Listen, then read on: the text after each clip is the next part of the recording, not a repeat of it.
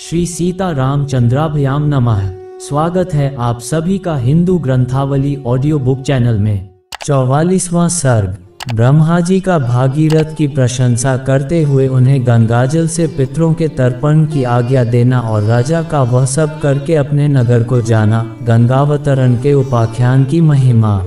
श्री राम इस प्रकार गंगा जी को साथ लिए राजा भागीरथ ने समुद्र तक जाकर रसातल में, जहाँ उनके पूर्वज भस्म हुए थे, प्रवेश किया। वह भस्म राशि जब गंगा जी के जल से आप्लावित हो गई, तब संपूर्ण लोकों के स्वामी भगवान ब्रह्मा ने वहां पधार कर राजा से इस प्रकार कहा। नरश्रेष्ठ, महात्मा राजा सगर के 60,000 पुत्रों का तुमने उद्धार कर दिया। अब वे देवताओं की भांति स्वर्गलोक में जा पहुँचे। भूपाल, इस संसार में जब तक सागर का जल मौजूद रहेगा, तब तक सागर के सभी पुत्र देवताओं की भांति स्वर्गलोक में प्रतिष्ठित रहेंगे। ये गंगा तुम्हारी भी ज्येष्ठ पुत्री होकर रहेंगी और तुम्हारे नाम पर रखे हुए भागीरथी नाम से इस जगत में विख्यात होंगी। त्रिपदगा, दिव्या और भागीरथी, इन तीनों नामों से गंगा की प्रसिद्धि होगी। ये आकाश, पृथ्वी और पाताल तीनों पथों को पवित्र करती हुई गमन करती हैं, इसलिए त्रिपदगा मानी गई हैं।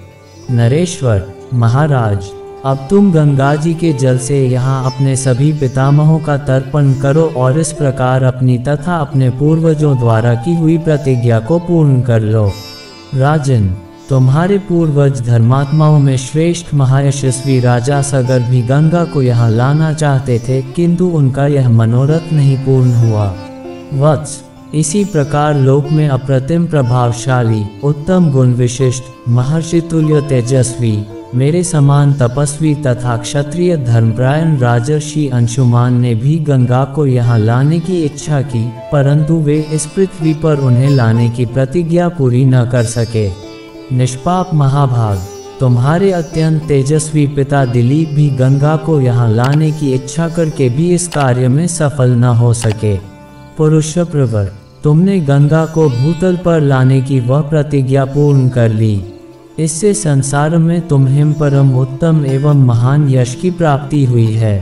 शत्रु दमन, तुमने जो गंगा जी को पृथ्वी पर उतारने का कार्य पूरा किया है, इससे उस महान ब्रह्मलोक पर अधिकार प्राप्त कर लिया है, जो धर्म का आश्रय है।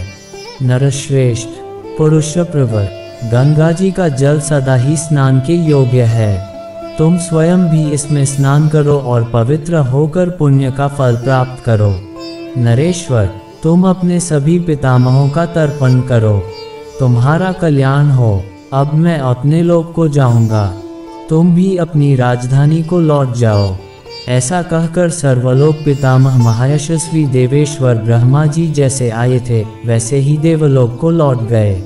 नरश्रेष्ठ, महायशस्वी राजर्षि राजा भागीरथ भी गंगा जी के उत्तम जल से क्रमशः सभी सगर पुत्रों का विधिवत तर्पण करके पवित्र हो अपने नगर को चले गए।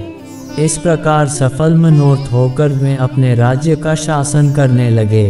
रघुनंदन, अपने राजा को पुनः सामने पाकर प्रजावर्ग को बड़ी प्रसन्नता हुई।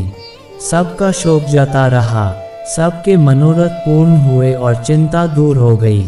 श्री राम, ये गंगा जी की कथा मैंने तुम्हें विस्तार के साथ कह सुनाई। तुम्हारा कल्याण हो। अब जाओ, मंगलमय संध्या वंदन आदि का संपादन करो। देखो, संध्या काल बीता जा रहा है। ये गंगावतरण का मंगलमय उपाख्यान आयु बढ़ाने वाला है। धन, यश, आयु, पुत्र और स्वर्ग की प्राप्ति कराने वाला है। जो ब्राह्मणों, क्षत्रियों तथा दूसरे वर्ण के लोगों को भी यह कथा सुनाता है, उसके ऊपर देवता और पितर प्रसन्न होते हैं। ककुत्स्थ कुलभूषण, जो इसका श्रवण करता है, वह संपूर्ण कामनाओं को प्राप्त कर लेता है। उसके सारे पाप नष्ट हो जाते हैं और आयु की वृद्धि एवं कीर्ति का विस्तार होता है।